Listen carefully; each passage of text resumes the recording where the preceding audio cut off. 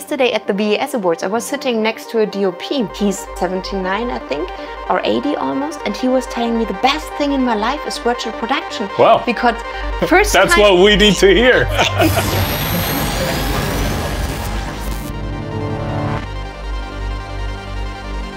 Hey everyone, welcome back to D-Noise. Joey is at HBA Tech Retreat. Today I have a very special guest. I have Christina Caspers. Hello. Hello. Welcome back to LA. Thank you. It's a pleasure being here. Oh, it's our pleasure. Christina, do you want to introduce yourself to the viewers? Absolutely, I can do so. So hi, my name is Christina Caspers. I'm currently the General Manager at TRIXTER. TRIXTER is one of Europe's leading visual effects companies. So we're working mainly for international clients, aka LA-based clients. This is also one of the reasons I'm here. We're also working for streaming vendors a lot, and what I'm doing, I'm not only the boring person for budgets, but I'm also looking into new technology and how can we embrace this when we're looking forward for new shows with smaller budget but large scale visions, creative visions. So how can we embrace that? Before doing that, I was the managing director at Dark Bay. Dark Bay. Dark Bay was or is a virtual production stage based in Berlin. Yeah. Back then, it was the largest in the world. Yes, I remember. Yeah. It's not easy to put an entire ship into a volume. Yes, and I have to say it was not the entire ship. There are CG elements to it. Okay. And I'm happy that you haven't recognized that because this means we have done good work, Exactly. actually. No, this was like really a big thing because we have built it in 3 months during the pandemic. A 55-meter long, 7-meter high wall. I do not know what that's in feet, actually. 55 meter is very long. That is going to be 55 yards, so 160 feet. That's very large. Yeah. This was just like, and lots of people are often asking, like, why is it exactly 55 meters? It's just because then the budget was gone. So that's it. Yeah. That's where we ended with the wall. Dark Bay, I mean, to this day is one of the best executed virtual production-based shows to be made. Thank you. This was then exactly what we did with 1899, was a Netflix show we did in there first. It was, I mean, the idea back then was, how the heck can we do such a show based in the year 1899, playing in the year 1899, on a ship in many different areas of the world, fictional and non-fictional, and the only way to do it was like we're using virtual production. Yeah. And back then we only know The Mandalorian, the big one, and we had YouTube videos. That's it. That was the base. Oh wow! Here we go. And a lot of money to build a wall.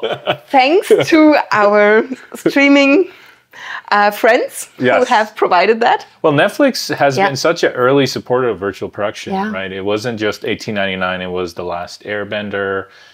Even to this day, they're doing Senna. The Brazilian show. And I mean, it's really cool because Netflix is really one of the companies and the entertainment streaming providers that are really helping the industry also to move forward. So when we're looking into, as a VFX vendor, we're getting guidelines on virtual production where we can look into a certain standardization, which also helps the industry. And this is great because when we're normally coming to a set, and we're also doing, as TRIXTER, a little bit of virtual production backgrounds, and we're getting there, and then it's just like, okay, but how do you do this normally when we're entering a VP stage, a smaller one? Not everyone, but some of them, they are not really, have done a lot of shows before. Yeah. To phrase it in a friendly way. Yeah. And then we're coming in and we're basically teaching before we can do the shoot. And this is great when you come in and have like a common training be done, a common like, this is our standard that we want to achieve and this is how we go in. So kudos to Netflix. Kudos to Netflix. And also they released, I don't know what they call it, the guidebook or the playbook on virtual production. So they are making a big effort on standardizing this new thing. Yeah, and it's actually not a new thing. That's also what I always wanted to, sorry. No, it's, go on. It's just like, it's really, sometimes I feel like people are fearing these new things while it's not really still a new thing. I mean, we're having it, high-end virtual production is in the industry for now 5 years, 6 years, something like that. I mean, but like, background plates for interactive lighting are there for way longer. Stanley Kubrick used it, you know. You could see it with film projectors from a long time ago. Even modern ICVFX, what we think with LED tile ICVFX, I mean, Star Wars movies used it in 2018, 2017. Exactly. So it's been around for a minute. Exactly. So I hope that this helps to also get a little bit like reduce the fear of using it. Yes. What I'm still facing is like a DOP or an executive producer coming in and saying like, the producer's obviously saying, is this really saving money because the stage is way more expensive? Yeah. Yes, but there is way more equipment in the stage. Right. That's why it costs more. Right. But you can save money afterwards in the post-production. And not just money, time. Yeah. Right. Yeah. And it's... You're speaking from the bottom of my heart. I fully agree to this. But really getting people convinced about this process, that's a long way to go. Yeah. I mean, you and I are both huge VP advocates, and we've done our duty, spreading the word. And I feel like it is making a little bit of a difference. You are seeing the uptick in the use of virtual production. So, I mean, you're handling a large VFX team. Tell me a little bit about how much increase in VP are you seeing? It depends if we're looking at Europe or if we're looking at the States. Sure. So when we're looking at Europe, it's slowly going there. So when we have like a car plate shoot, we're already like, hey, great, you're using new technology. Yeah. Because the fear of making it as big as 1899, for example, was, that's the unfortunate truth is not many German production companies want to go over there and do this. But when I come to the States, it's just like, hey, how can we embrace it? How can we use more virtual production? So this is like really, how can we involve you from the very beginning? Secure capacity for the post-production while using you in the pre-production. Yes. That's efficiencies. Yeah. This is how we go forward. And this embracing the whole workflow, that's great. And this is happening here, yes. So it's getting more and more virtual, the use of virtual production getting more and more normal. Okay. So this is what I'm seeing currently at the moment. Also, yesterday I was at the VES Awards. Yeah, and how was that? That was interesting. That was... I didn't go this year, but I went last year. This was my first time at the VES Awards, even though I'm a member of I'm a board member of the Visual Effects Society in Germany. Okay. I have never made it here in time. Right. So this was like... It was totally interesting because it fulfilled like every checkbox of what I was thinking. You're in a fancy dress. Exactly. You have men are in fancy tuxes. Yeah. It's a formal affair. Exactly. I had my glass of sparkling wine. Yes. There was this photo thingy where everybody had just like, hey. Yeah. Red carpet photo booth. Absolutely. With a drop-in step. Yeah. And then there was like the handing of the awards. It's so formal. Totally. It's just like, I was just waiting for the sentence and the Oscar goes to... Yeah, exactly. They opened the envelope. Yeah, but Keanu Reeves was there. Yes. At the very end. And I was just like, ooh. Oh, that's cool. Yeah. That's cool. You don't get to see Keanu much. He's very elusive. Is he? Yeah, well, in LA, we get to see a lot of celebrities everywhere, right? You know, there are certain spots you can go to and that's where they have breakfast or whatever, right? You don't see Keanu much, actually. Yeah. Okay. So I'm glad you got to see him. Yeah, I was just like, this was my personal fangirl moment. Yeah, right. So and last time I was here, I was actually at a bar in a famous hotel here, Chateau Marmont. Okay. And there were also some interesting people around where I could like do my little German fangirl moment. Yeah, it's like, hi, you don't know me, but I know you. Exactly. Something like this. I try to be like, I'm probably too shy to go there and say like, hi, I'm Christina. But I would love to have taken photos, obviously. I think you being German is a positive thing, and you are more approachable. Yes, because you are more genuine.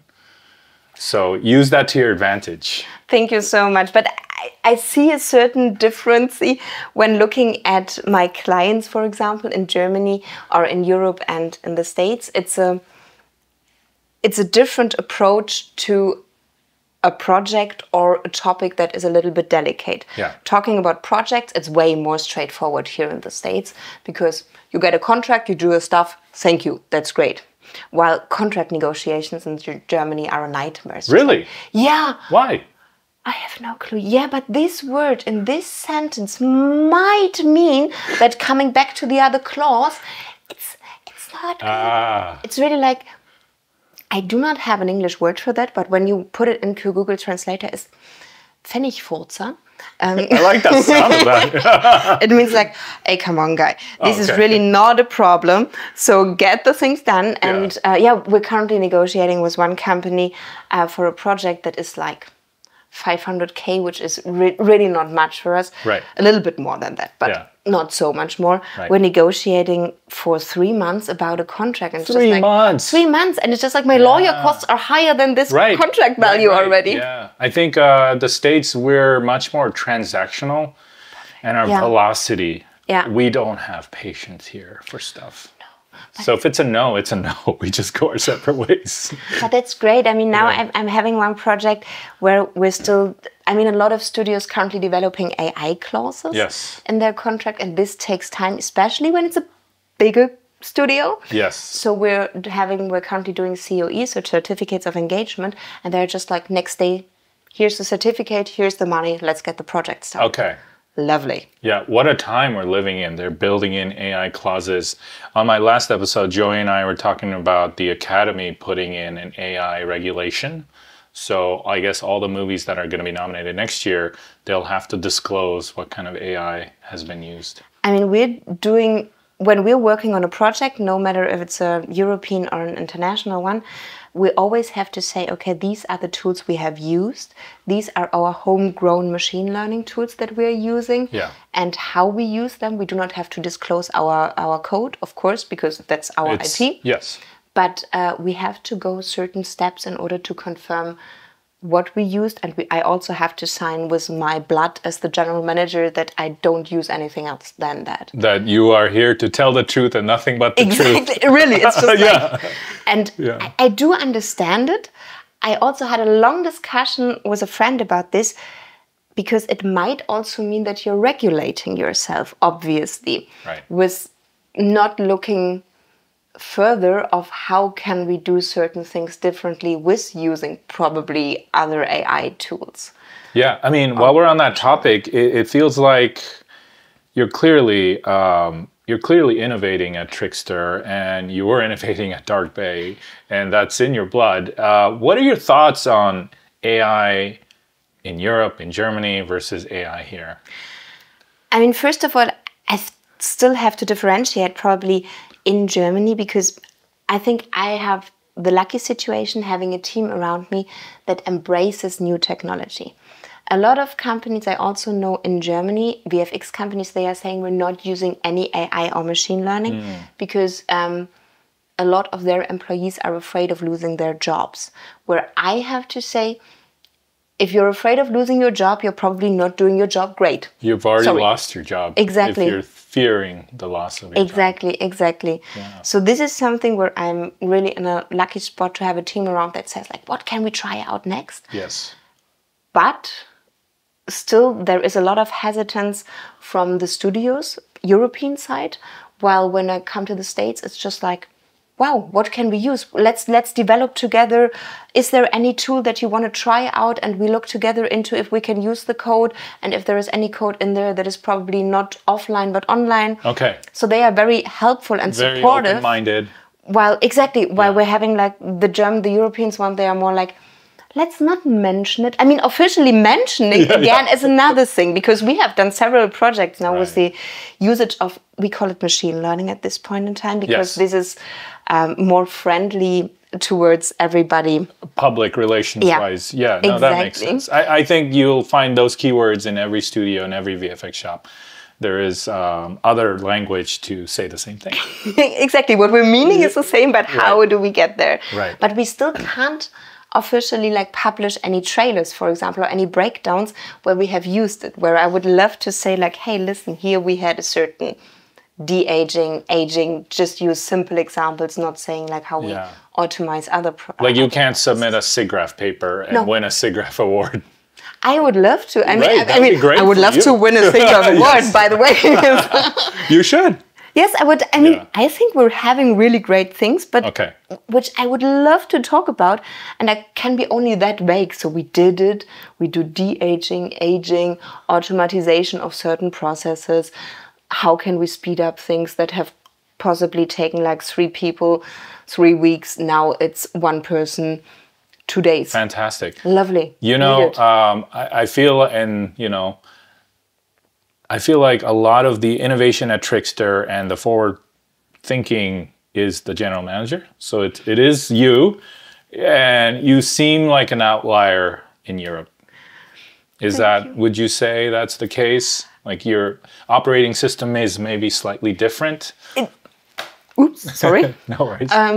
I would say our operating system is different. I mean, it's hard for me to say that I do things better than another person does, because that's not my personality. Of course. But you dance to a different beat. How about that? Exactly. I like that one. That's a good one. What's happening there is like at FMX, which is like a huge fair in Germany. Jean-Michel, yes, I know FMX. Exactly, FMX. Yeah. So we love being there, and they have every year also a CEO summit, they call it. Which is behind closed doors, where we can talk quite openly. And there, I'm interestingly the only, or one of the rare people from the European market really talking openly about how can we use technology, and others are just, I do not know that. We have that always done that way. So why the heck should we change it? Because it's working. And just like, but you already see it's not working anymore. We had the pandemic, we had the strikes, we had the fires now. Yeah. This has changed a lot in the industry. Right. And it's a moving target. Exactly. Your old methods are not going to work because we're in a new world. Yeah. We're in a new target. Speaking of which, I think something you mentioned to me was you're seeing this disparity with budgets getting smaller. Obviously, we can have a whole episode about that. And at the same time, the creative vision getting bigger. And so we're in a necessity is the mother of invention situation. Tell me a little bit about that. Absolutely. Exactly. I always see the triangle. You have like the creative vision of showrunners or any other creatives. You have the budget.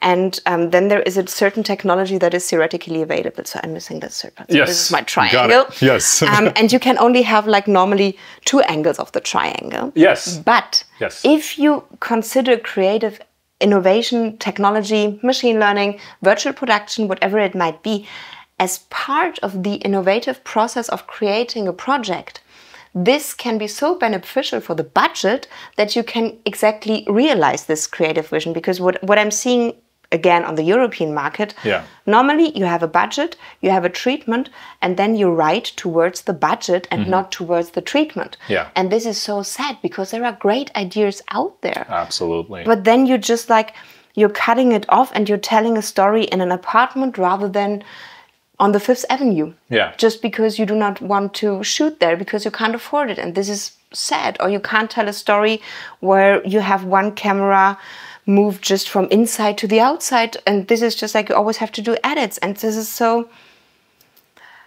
It's so sad seeing that we do have the tools available, but some of the people, or many people I have to say still, they are not willing to involve the creative technologists at the very beginning of a movie. Right. Or any other project. Why do you think that is aversion to risk, or is it just that there is not a strong belief in technology? It's aversion to risk for them, I would say, because my experience is the minute many people also have made bad experiences with technologies, but these bad experiences mainly come from we're getting a consultant in that pretends to have experience. I'm always saying, like, just go to IMDb and check out what these guys have done before. And if you see that there is basically nothing on it, you probably should consider if this is the right consultant you want to go for. Yes. But you can always, this hints to bad experiences, and then you're talking about your bad experiences. Yeah. So what we should do, and what I'm emphasizing, getting a trained pool of people that can really go out and go into these processes and take the fear away. Yesterday at the VES Awards, I was sitting next to a DOP. He's not 90, 79, I think, or 80 almost. And he was telling me the best thing in my life is virtual production. Wow. Because first That's what we need to hear. I was just like telling him, okay, can you please be my advertisement guy? Yes. And I'll send you out in the world. He's like, yes, of course, why not? And no, he said like the first time he sees what the outcome is, so he does not need green screen. So he just like, he knows his lighting situations, he can do his shots, and it's all great. So that is, do you remember his name? Richard Crudo, maybe? Yeah. I have to admit he was on the list of the invites of my table. I will give that later. Yeah, well, that's the thing. There isn't that many that, like, I'm guessing he's a highly accomplished DP. Yeah. A lot of them, and I'm just generalizing here, I'm sure there's, you know, differences in every DP, but they've hit such a success level that they do not want to change the way they achieve success. Yeah. And so if VP is going to endanger their reputation, their career, they're not going to really mess with it. That's exactly what I had at Dark Bay. I was just like, I had so many experiences where I convinced the production team, because I'm having a production background, so this is easy for me, but how can I convince a DOP? Right. I can't, because I'm not able to create the same creative output. So, and these people came in and say like, I'm afraid to lose my reputation when trying this out. So what we did, we created a safe space, invited people, did like a sample scene with a foreground, a background, nothing like super simple, so that it's also something to play with. And we invited DOPs and other creatives to come in and try out in an environment where you don't get judged if something is not working. That's it. You need to create a sandbox. Yeah, exactly. And that takes some of the aversion of risk away, right? But it's complicated. But that also costs money and people's time. Exactly, and the electricity. And the electricity. So interesting you say that. Here is one big difference between Germany and America that I found in my disguise days. We have a customer in Germany called LED Wall. Yeah. I don't know if they're in Berlin, maybe Munich. I heard, I do not know where they're based actually, I have to admit. So, long story short, we were talking about doing our training program there. And of course, cost comes up. Who's going to pay for this? Who's going to pay for that? And the gentleman on the LED cave side said, what about the electricity? It's very expensive to run a wall. And my American mind is like, I've never even thought of it. We don't think about it. That's crazy. That's crazy. Because this was one of the most crucial things we also had at Dark Bay. So just like, because we can't like decide on the electricity that we're getting in, this comes via the lot on Studio Babelsberg. Right. So there is a certain price tag we have to pay, and we're giving this one-to-one to our clients. Yeah. By the way, the LED cave guys are sitting in Berlin. So okay, yes. Now I remember. And they also have facilities in Cologne and somewhere else. Oh, right. So they're a rental house for live events as well. Exactly. And then they have like different lots available. But really, this was a lot of the case. And I have this in my, and when I do a quote, I always had this like excluding electricity, and that's what it costs. Yeah. And this could be really expensive. It was always the decision, do we turn the wall on? That's crazy. Yeah. We don't even think about it. Like, we know there's a lot of electricity burning, but I guess the cost is negligible, and it's not negligible, but it's just not something you think about. We're thinking about what lens to put on that RE, right? Like, we're thinking about actual decision making. I love that. When we're exactly at the spot where that we start thinking about lenses, about cameras, about this stuff. That's about framing. Yeah. Oh my God. Being at that stage, we already like. Let's get another take. But in Germany, I imagine another take's going to cost us electricity. Can we just wrap it up? Exactly. Yeah, different environment. Totally different environment. Yeah. Really totally different environment. Also the budgeting and the costs, and how much can we really get for this, and how much do we know what comes in the schedule tomorrow, so that we can probably save another scene here and there. This was just like... Yeah. On a side note, A good friend of mine, Jorg, is now the head of Babelsberg, Studio Babelsberg. Yes, I'm on a panel with him next week talking about the German film industry. Awesome. Jorg that's so cool. He's like great because we're having the same intention on that panel because it's about funding in Germany, which is a big thing because we're not competitive to the other countries around. And Jörg and I are saying like, we can't do it, or we will say, we can't do it without the tax incentive system. Love it. And we need to get that in place soon because otherwise we can't like... You need an accelerant. Yeah. You need something to push this thing through. Yeah. And it's just that we're having such a... Can I say stupid? Of course. We have such a stupid system where we have like a state funding and federal fundings. And sometimes you can combine them, sometimes not. And they are sometimes checked and they are all capped at a certain level. And it's so complicated. If I were American, I would probably never go to Germany to shoot because just like the hurdles to get there and the service production that you always have to involve in order to anyhow do something in Germany. What are your thoughts on Austria and their tax incentives? That's like the next door neighbor. Oh, they have stopped it now. I did not know that. No, it's just like 2 weeks ago or something. Okay. It came out that the current approved productions can still do it, and now they have stopped it. I do not know why. Oh.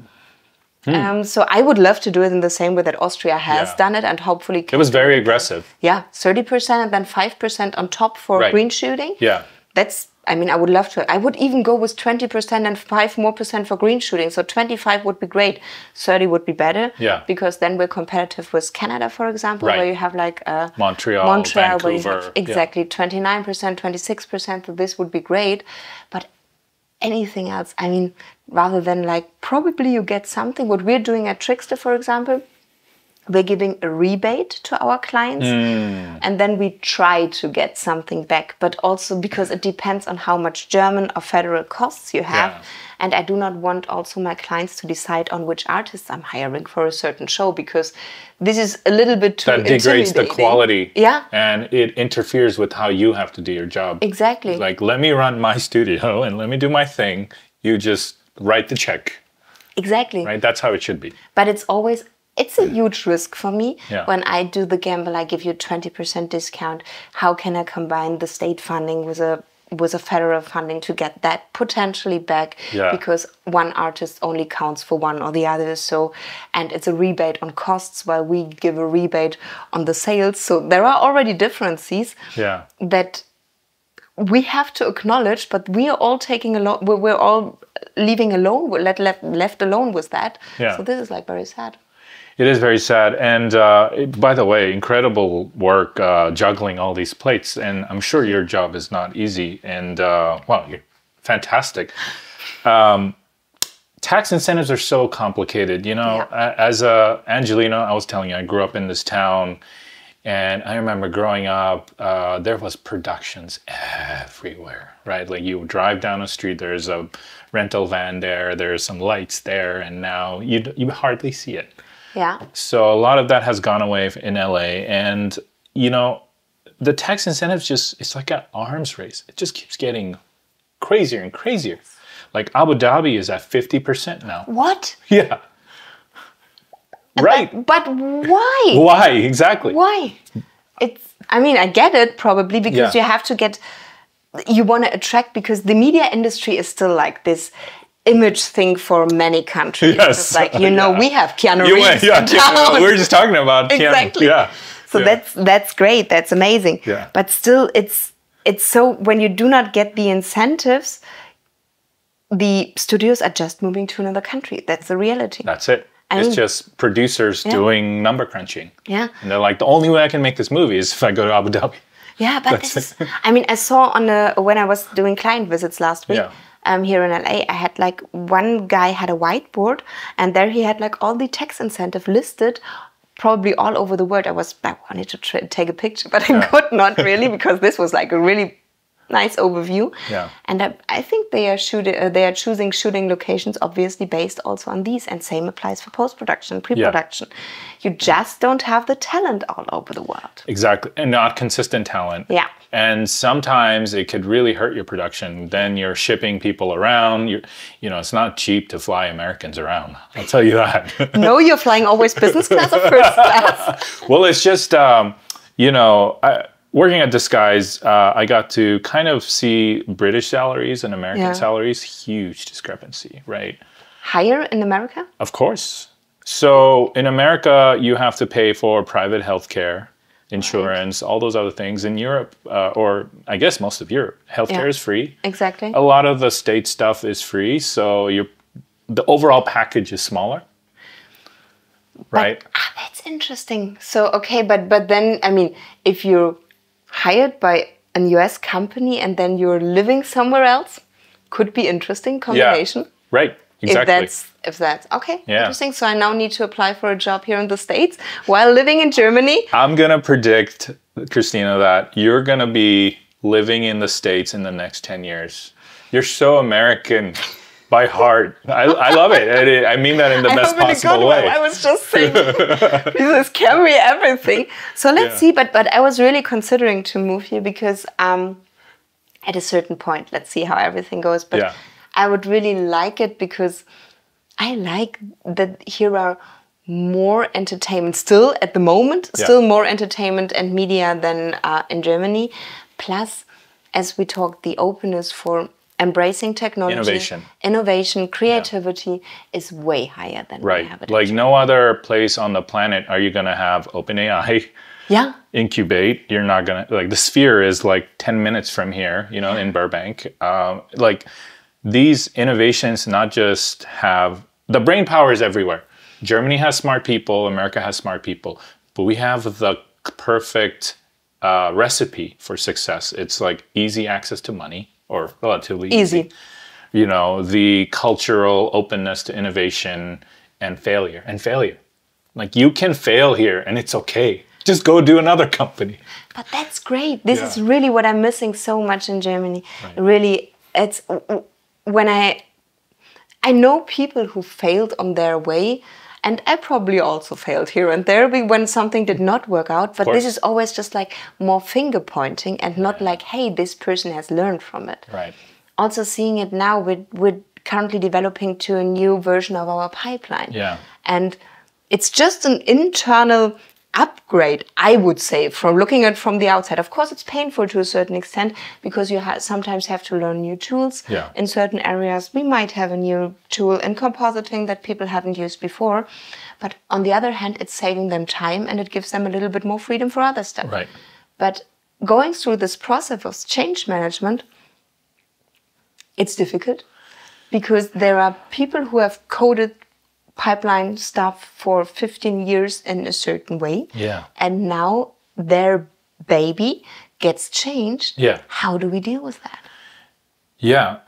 To me, I mean, we experienced that a lot with VP, right? A lot of productions, especially the first time they use virtual production, Unreal Engine is new to them.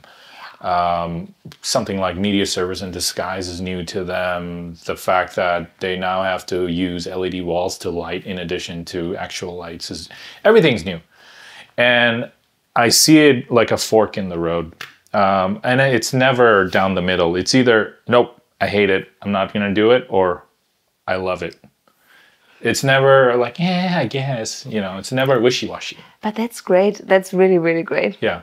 I mean, also the transition to using Unreal in classic VFX, we're doing it. Oh, really? But yeah, we're using it for, I mean, not solely for environments, but we're also in some cases. In some cases for environment and a lot for pre-VES, post-VES. Of course. And there are also like more and more interestingly immersive projects coming in that are based somewhere in Europe for like the release of a project, of a feature, of an episodic where they want to do a certain entertainment thingy, where they get influencers in and doing something to promote the film or the project. So you have Unreal talent in-house? I do, because I think we need to have Unreal talent in-house. Also, when we're doing virtual production backgrounds, I do not want to let this go to an LED stage without somebody from my team being there. Just really knowing it and owning it. Yeah, right. Yeah, and also like there is still this, it also happens in classic VFX when you give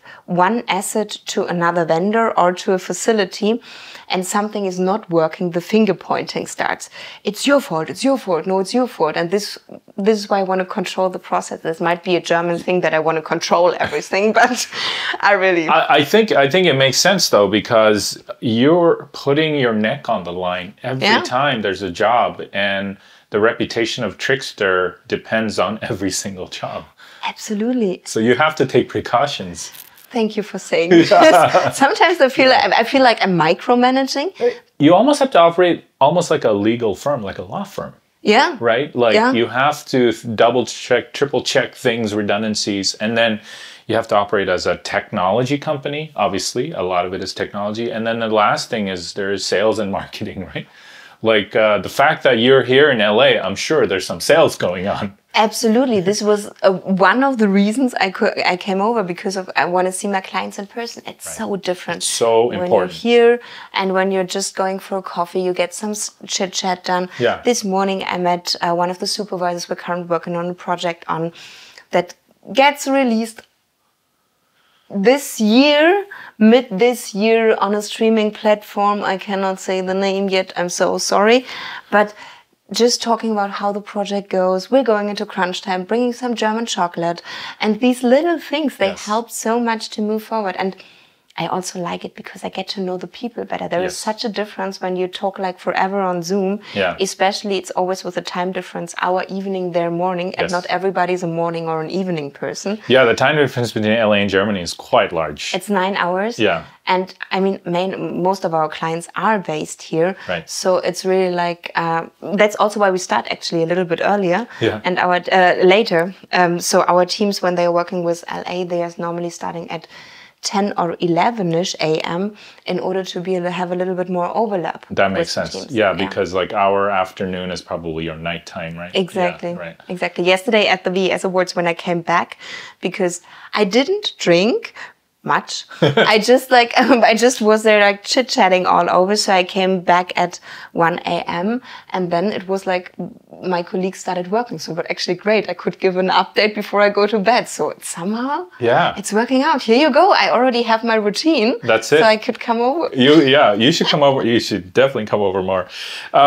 You were saying something earlier about we're in a situation now where we have to use every tool set, everything under the book. Can you tell me a little bit about the pressure that you're in as a VFX studio, and then how are you diversifying? So the pressure is real. The pressure is on. The budgets are getting way, way smaller. The time is getting more comprehended, and the projects are not as much as they have been before. Okay. So, I mean, we're in the lucky situation after the last year hasn't been amazing. We're now in the lucky situation having enough projects. It's all good, it's running, but still we have to deliver way more in a shorter period of time. I have to say the VFX industry was always like the industry that was changing the most, because we had to innovate as the last department in the row, and before everything gets it was always being squeezed at the very end. Exactly. For decades. Exactly. Yeah. And it's not getting better. It's really like we see it more and more. And what we have to do, we have to use machine learning tools that we develop in-house, because there is still like the concern of what happens if we use OpenAI, any kind of open source tools. Where does my data go? Yeah. So we're developing our homegrown tools in order to be more efficient. I don't see anything wrong with that. If you're using it ethically, you're just leveraging a new thing, a new technology. Absolutely. And you need to do it for your survival and to thrive. Absolutely. And I mean, even though the studio is not talking a lot about it, they're just like, okay, what tools are you using? How can we like embrace them in our process? I mean, there are also studios saying like, we do not want to have to do anything with it, which is also okay for us. Yeah. But then we also have to be aware that certain things take longer. Yes. And this is a reality. It's sequential. Yeah. There is a saying, my old friend who was a VFX used to say, you can't take 9 women, 1 month to make a baby. Righty, I know that. You know what I'm saying? Yes, like but that's totally, VFX. That's VFX, exactly. Yeah. And it's just we have this now. We were just saying like, hey guys, we can't deliver our stuff if we do not receive what we need to do in order to create that. And it's just like, and you still have your release date. Yeah.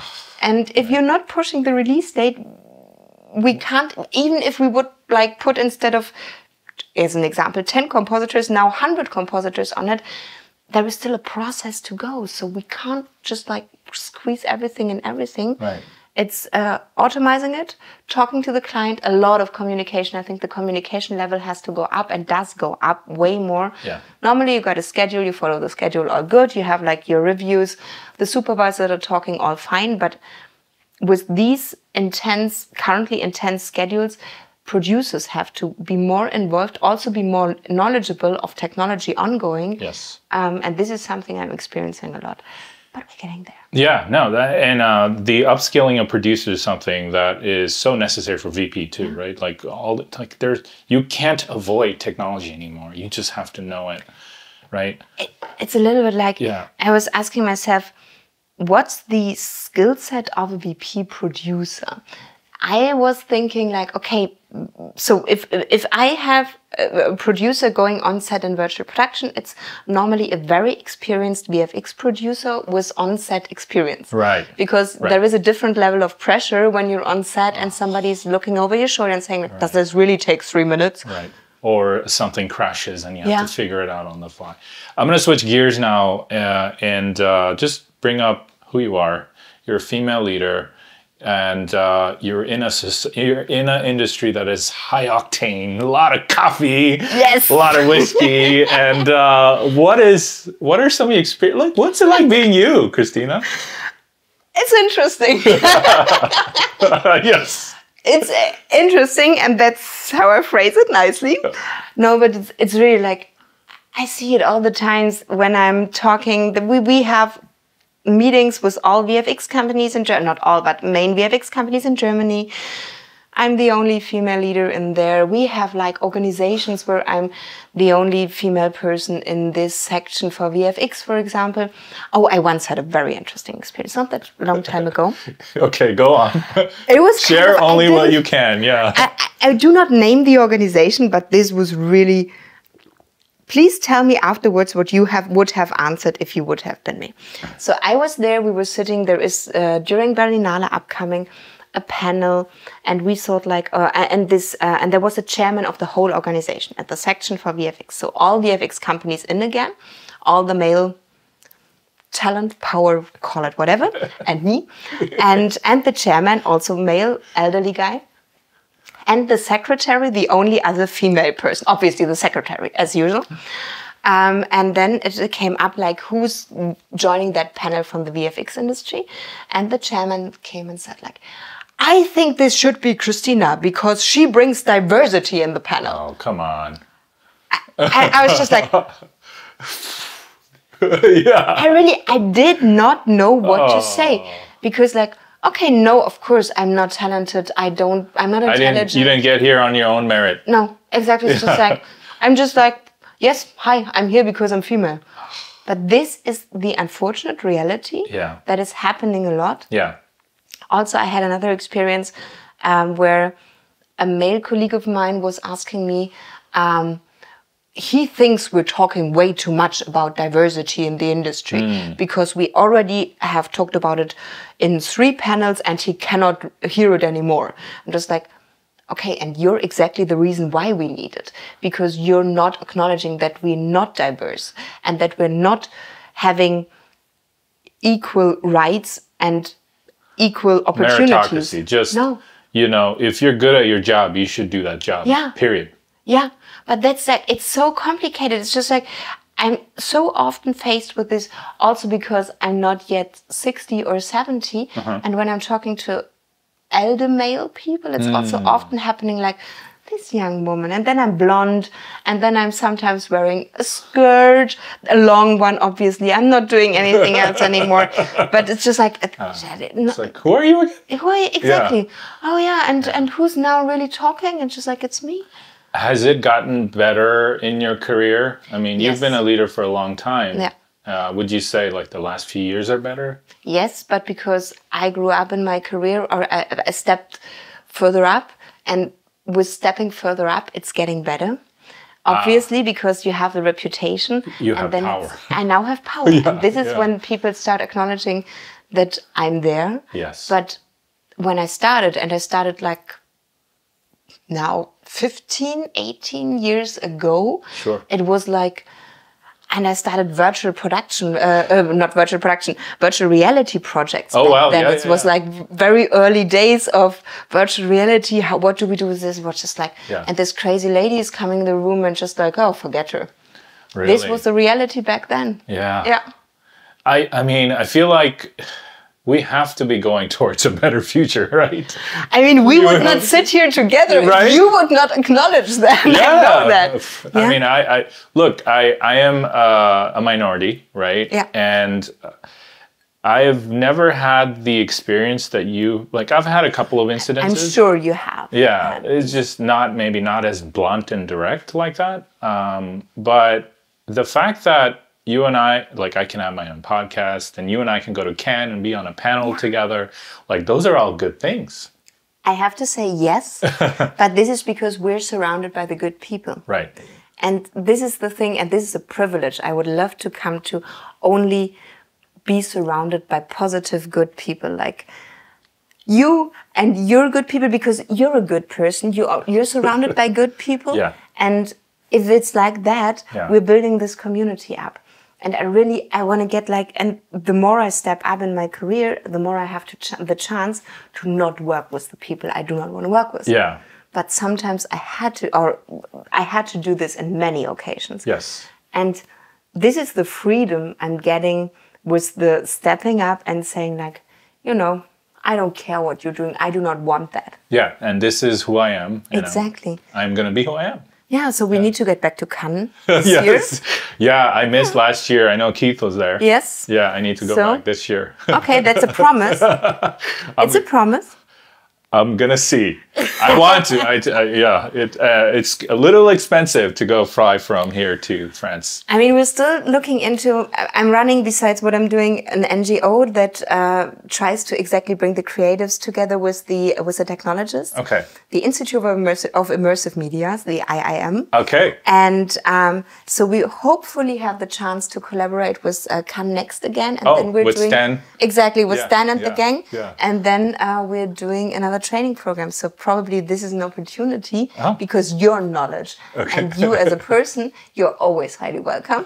Oh, thank you. We can do something. Well, you heard it here first. Just like not first. I'm sure not first. I hope not. Otherwise, I'm repeating it all over and over. Thank you, Christina. No, it's just the truth. What's your big takeaway from where we are in the industry today? Everything that's happening with VFX budgets crunching, AI coming online, and really the industry being so resilient. My big takeaway is, and this is, a person told me 2.5 years ago when I rejoined TRIXTER after Dirk Bay, he said like, Christina, hang in, it will all get better. And this is the thing I can recommend, hang in, it will get better. Yeah. And the good people will survive and karma strikes back. Because at a certain point, the people who are not good or willing to cooperate, they will just be alone. Yeah. And then we're still there and we're bringing the technology forward, the creatives forward, and then we can do cool projects. Yeah. Because in the end, what we want is, we're not doing a surgery at an open heart. We're doing cool entertainment, which is also important for the world, I have to say. Especially through tough times. Yeah, to distract from the news that are out there in the world, because it's absolutely really crazy what's going on. Entertainment brings so much meaning to life. Yeah. Right? Without it, how boring would things... I can't imagine going a week without watching a movie. Absolutely. And it's just like, how can I distract from my job in the evenings? Yes, probably I'm also doing kind of my job, but I'm in bed watching a film just on my laptop. How great is this? But this brings me to the other worlds. And this is what I wanted to do. I want to offer the opportunity to get us distracted from what's happening all over and over, and just get some good emotions over. Good vibes. I love it. And I think ultimately the crunching and the situation being more difficult, the way out of it is collaboration, teamwork, being kind to each other. I know I sound like a elementary school's teacher saying that, but it does feel like there is no room for the old way of doing things anymore. No, it's like there has been this this tool that was always used for production that's called movie magic. This is where you can Yes, I remember. Yeah. And I was always saying, like, for communication, VFX, VP, and new technology, especially for communication, there is no line in movie magic. Right. And the minute we don't use, that's nothing against movie magic. It's more like about when the people who are using it only as the only source of truth for a project. Get over that. Use communication, be kind to each other, and especially talk to each other. Talk to each other frequently, listen, and a lesson I just recently learned again, listen and ask if you have understood the right thing from what the other person said. Oh, good, yeah. Sender-receiver principle. Yes. Lots of things can happen in between. Yes, communication is 80% listening. Yeah. You know? Especially when the other person is not talking. Oh, yes. That's important. Then also exactly. what's the body language saying. Yeah, nonverbal. Excellent. Well, thank you for being here, and I hope you have a rest of your time in LA well spent. When are you flying up? Tomorrow, unfortunately, already. Okay. So, but I mean, it's good that it's raining now. So I'm happy for you guys that you have the rain, but it's kind of... I'm freezing, so I can be back in Germany. They were also freezing, but I will come back soon. Excellent. Yeah, you come back soon, and then you do another episode with me. Absolutely. Happy to. Thank you for having me. You're welcome. Really appreciate it. Bye, everybody.